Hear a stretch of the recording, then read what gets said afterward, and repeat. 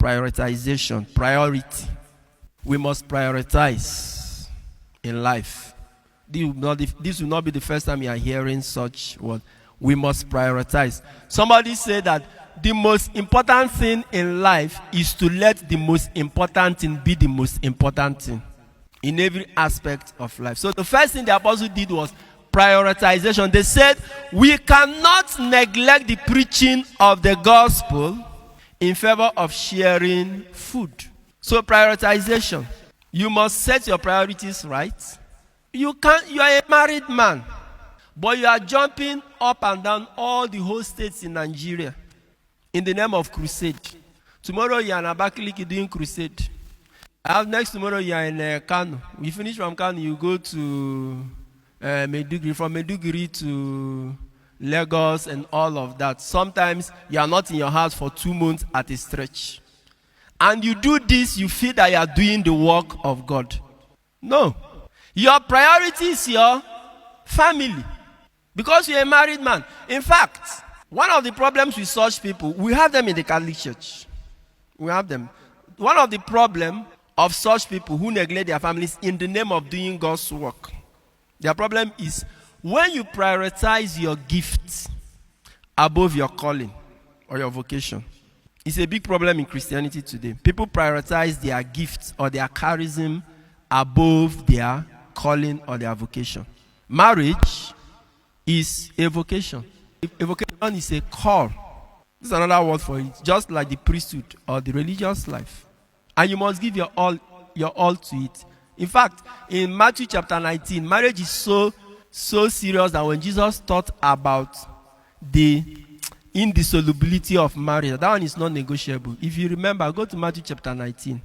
The apostles listened to him when he finished teaching without compromise. Then they said, if this is how marriage is serious, then it's better not to marry. That's what the apostles said. They said, it's better not to marry. And Jesus said to them, well, it's not everybody that can accept this. That some were born eunuchs, some were made eunuchs by men. Some were also made eunuchs for the sake of the kingdom. In other words, Jesus is saying it's not everybody that is called to married life. But anybody who is called to it must stick to it. So you can't prioritize your gift.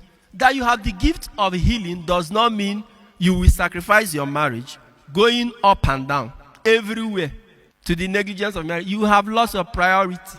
You have the gift of preaching. You have now become the global preacher.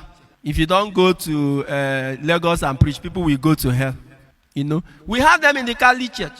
They prioritize their gifts above their calling. Even among priests, my vocation is priesthood, is holistic. Then maybe I discover that I'm gifted with healing. What is the next thing? It's not crusades, up and down. There are some priests who have prioritized their gifts, their charism. Your charism is the gift that the Holy Spirit gives you. 1 Corinthians chapter 12.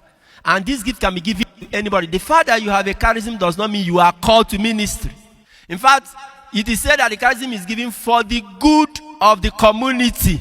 The community you belong. It's not everybody that will have the charismatic gifts of the Holy Spirit, but every community will. Every community does. And God has been so generous. Every time Father is on the road, there are some that even leave their parishes on Sundays. You know, all that Father does is go to healing and all of that. Your people do not see you for counseling. They do not see you for other important issues of the marriage. You have lost your priority. You have prioritized your gift above your calling. It's a problem even in the Catholic Church today. You know, so you have a man who is married in the church and because the Holy Spirit dashed him the gift of speaking in tongues or the gift of preaching. He will attach minister to his name. He's no longer Mr. Ifani Okeke Okonkwo. He is now evangelist or prophet Ifani Okonkwo. Okonkwo is that's why I'm using his name. You know, you prioritize and you neglect your family. Then the second problem is commercialization. Many of them are now making a living out of the gifts, which is not supposed to be. So that's not how it was supposed to be in the early church. And this is what is responsible for proliferation of churches. A member of Christ's embassy speaks in tongues or discovers he or she has the gift of healing. What is the next thing? We open another church and then change the name. Maybe from Christ Embassy become Christ Envoy or Christ Chancery or Christ, even Christ Airport. This is the only place where miracles land and take off. Or this is where your prayers take off and come from heaven. It's a problem in Christianity. They've commercialized the gift of the Holy Spirit. It has become their means of livelihood. And that's why some don't play with it. They can never stay in their original church once they see themselves manifesting such gifts. That you have a gift, a charismatic gift of the Spirit, does not mean you are called into ministry. Ministry is much more than that. Vocation is much more than that. To watch full videos and get notifications for new ones, please subscribe to my YouTube channel. God bless you. Sign up with the largest community of Catholics online. Make new friends, chat, post pictures and videos, make and receive audios and video calls, interact with lots of priests and religions. Download the app from Google Play Store.